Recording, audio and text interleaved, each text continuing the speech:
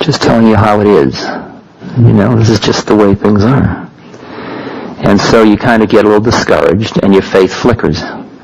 Because you had the experience, you thought you knew, you took a stance to represent how you thought it was, and then suddenly it's all dead, and horrible, and ugly, and empty.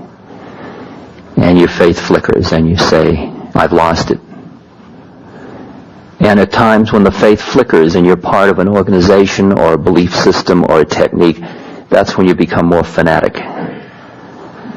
In order to reinforce your flickering faith, you try to convince everybody else that it's true. So when you feel that fanaticism in another human being, you almost know immediately that their faith is flickering. Because when the faith in what you're doing is perfect, when you just are what you are, you don't have to convince anybody of anything. Faith flickers, and it's often followed by what's called the dark night of the soul. I lost it. You have depression. And then you say, well, I'll just go back into the world because the whole thing was phony anyway. The whole spiritual trip was a hype. And all those people in the world that said there was nothing to it were right, because I've lost it and I'm not going to get screwed by not having anything. At least I'll have the world. So you go back into whatever part of the world you can grab onto again. And that's called, as Krishnadas once said to me, the phony unholy as opposed to the phony holy. Because the problem is that once it's happened, you can't forget it. You might try, you might sit at a bar and drink and lust and talk about soccer and fast cars and look for rushes and trips and more rushes and trips. But you won't be able to forget, because once you've awakened, you can't get back to sleep fully. You can do pretty well. But you can't do it totally. You just can't do it totally. And at this time, because you have this heightened awareness and this ability to stand back a little bit from your whole trip, you begin to explore all of the things that you've held in before, and you explore relationships, and you explore sexuality, and you call it tantra,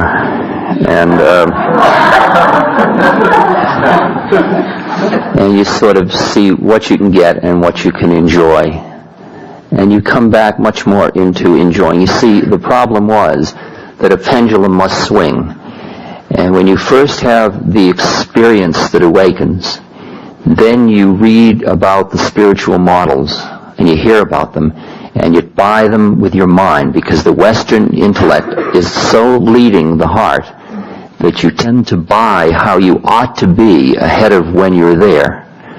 So you buy that I ought to be, say, a renunciate. And a horny celibate is no closer to God than a person that is acknowledging. In fact, the person that's acknowledging their lust is, from my point of view, closer to God than a horny celibate. And so after the pendulum went to one side of appearing to be something, the phony holy, now it swings the other way, and there's the phony unholy. Because you pushed away your fascination with the world prematurely, and you're still fascinated. You still want to know what's happening. You're still looking outside in the world for something. You're looking for love, you're looking for relationship, you're looking for stimulation, you're looking for knowledge, you're looking for a titillation. And as long as you're looking for any of that, you're pulled into the world. As long as there's anything that your eyes can tell you, or your ears can tell you, or your nose, or your tongue, or your skin can tell you, or your thinking mind can know, you're still being pulled into the world. And there's no way you can make believe that you are not and get on with it. You've got to be the incarnation you are. And the more true you are about where you are, the faster the transformation happens. That's the karma of it. I'm just describing karma. I'm not talking about will. I'm talking about karma. I know lots of people who went through an awakening, joined groups, chanted, prayed, went to ashrams, and now they are scuba diving and having cars, fast cars, and just living very much in the world and looking for more and more trips and more sexual exploration with their extended marriages and so on. And I see them having to have a certain state of mind of a slight cynicism they have to hold on to be able to play that one out. But they have to play it out, and when they finish playing it out, they will be done. And you can feel that they've finished, but they don't want to give up. You try to milk it for one more rush, one more trip. Just I can get a little more out of it. I mean, it was good all those years. Why not once more?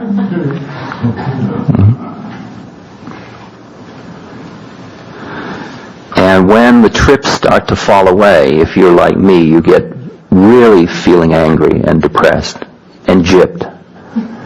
Because you look around and everybody, you see that ignorance is bliss. You see that everybody's getting fun out of bowling, and you don't want to bowl anymore. And you don't have anything else. It's the dark night of the soul, when you have lost the world and you're not yet tasting deeply enough of the Spirit. And it's a heavy period. There are a lot of heavy periods in this journey. And comes along with all this a kind of a deeper and a deeper understanding, a wisdom, a deeper wisdom. So you're understanding sort of how it all is and why this is all happening, and that yes, the trips will fall away and it still hurts. Because there are still the veils of attachment, of still wanting not to die into the Spirit. Because the awakening was merely the foreshadowing of the death into living Spirit. It's not the death. It's just the foreshadowing of the death.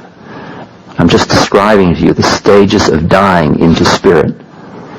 Because only when you are Spirit is there no death and no birth. And then you are. And you become who you truly are. And it's at this point, as you understand more and you see your predicament and you're acting out all your stuff, that your understanding of the way karma works makes it almost impossible for you to continue to act in ways which exploit others or which create karma for other human beings. And it starts to temper your behavior. The commandments start to be real for you, not as things you ought to follow, which is the way you've done it all your life. I ought to be good. As if you need to have these external controls to repress the internal stuff that is not acceptable to you. And finally, all of the precepts or the commandments or whatever they are become sort of obvious to you about that's the way life has to be, because that's the way it works. It's merely a statement of how it works. Because the more karma you create, the deeper you dig your hole of suffering. It's as simple as that. It's as simple as that.